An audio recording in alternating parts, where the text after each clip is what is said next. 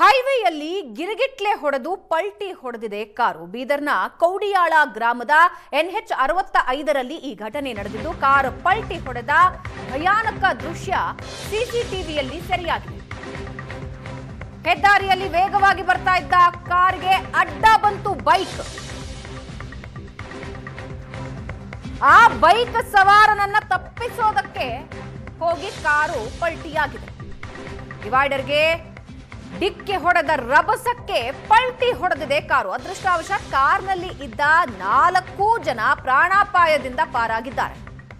ಸ್ಥಳಕ್ಕೆ ಬಸವ ಕಲ್ಯಾಣ ಸಂಚಾರಿ ಠಾಣೆ ಪೊಲೀಸರು ಭೇಟಿ ನೀಡಿ ಪರಿಶೀಲನೆ ನಡೆಸ್ತಾ ಇದ್ದಾರೆ. ಇತ್ತೀಚಿನ ದಿನಗಳಲ್ಲಿ ಅಪಘಾತದ ದೃಶ್ಯಗಳನ್ನು ನಾವು ನೋಡ್ತಾನೆ ಇದ್ದೀವಿ.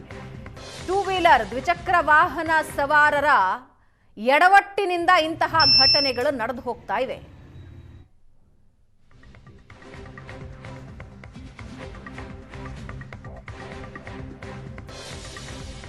ದೃಶ್ಯದಲ್ಲಿ ಕಾರು ಪಲ್ಟಿಯಾಗಿ ಪಕ್ಕದಲ್ಲಿದ್ದ ಕಾರು ಮತ್ತೊಂದು ರಸ್ತೆಗೆ ಬಂದು ಪಲ್ಟಿ ಹೊಡೆದು ಬಿದ್ದ ದೃಶ್ಯ ನೀವು ನೋಡ್ತಾ ಇದ್ದೀರಿ.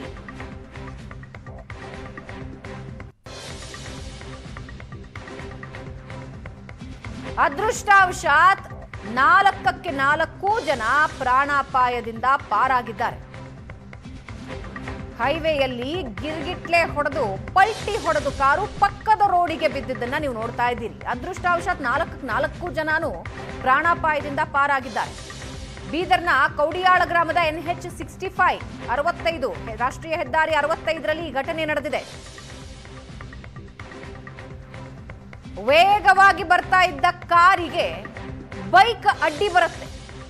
ಅದನ್ನ ತಪ್ಪಿಸೋದಕ್ಕೆ ಹೋಗಿ ಡಿವೈಡರ್ಗೆ ಪಲ್ಟಿ ಹೊಡೆದು ಪಕ್ಕದ ರಸ್ತೆಗೆ ಉರುಳಿ ಬಿದ್ದಿದ್ದನ್ನ ನೀವು ನೋಡಿದ್ರಿ.